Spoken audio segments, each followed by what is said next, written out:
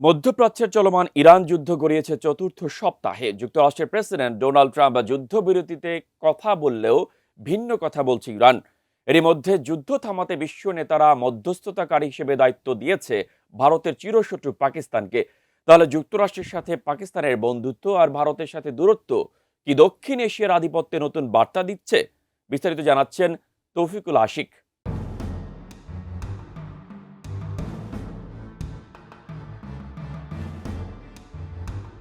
নিজেকে সবসময় বিশ্বগুরু হিসেবে প্রতিষ্ঠিত করতে মরিয়া ভারতের প্রধানমন্ত্রী নরেন্দ্র মোদী, কিন্তু মোদীকে পাশ কাটিয়ে মধ্যপ্রাচ্যের চরম উত্তেজনায় আলোচনার কেন্দ্রবিন্দুতে উঠে এসেছে ভারতের চিরপ্রতিদ্বন্দ্বী পাকিস্তানের নাম, যা দক্ষিণ এশিয়ার ভূরাজনীতিতে নিয়েছে নাটকীয় মোড়। যেখানে কয়েক দশক ধরে পাকিস্তানকে কূটনৈতিকভাবে একঘরে করে রাখার চেষ্টা করে আসছিল ভারত, ইরান যুদ্ধ থামাতে পাকিস্তানের মধ্যস্থতাকারী ভূমিকা এই চেষ্টাকে এক প্রকার ধূলিসাৎ করে দিয়েছে।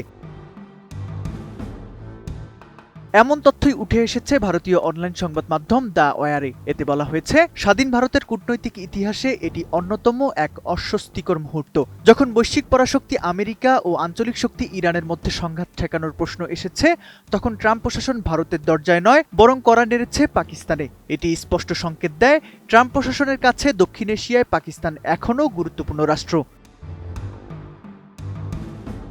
উন্নত মানের কাঁচামাল আরআইএল অ্যাঙ্গেল এন্ড চ্যানেল। এখন কাঠের দিন শেষ, আরআইএল এর বাংলাদেশ।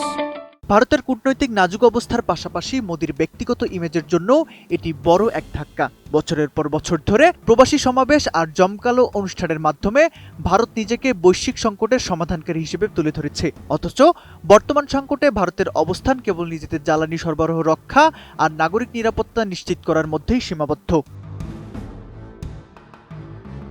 তেহরানের কাছেও ভারতের গ্রহণযোগ্যতা এখন প্রশ্নের মুখে। ইসরায়েলের প্রতি মোদী সরকারের প্রকাশ্য ও দৃঢ় সমর্থন এবং মার্কিন নিষেধাজ্ঞা এড়াতে ইরানের সাথে বাণিজ্যিক দূরত্ব তৈরি করায় ভারতের ওপর আস্থা হারিয়েছে তেহরান। বিপরীতে পাকিস্তান তার ভৌগোলিক অবস্থান ও নিরাপত্তা কাঠামোকে কাজে লাগিয়ে ওয়াশিংটন ও তেহরান উভয় পক্ষের কাছেই বিশ্বাসযোগ্যতা অর্জন করেছে। বিশ্লেষকদের মতে, দক্ষিণ এশিয়ায় ভারতকে কেবল অস্ত্র ও পণ্যের ক্রেতা এবং চীনের বিপরীতে একটি ভারসাম্য রক্ষাকারী শক্তি হিসেবে দেখছে পশ্চিমারা, জটিল কোনো আঞ্চলিক বিরোধে নিরপেক্ষ মধ্যস্থতাকারী হিসেবে নয়।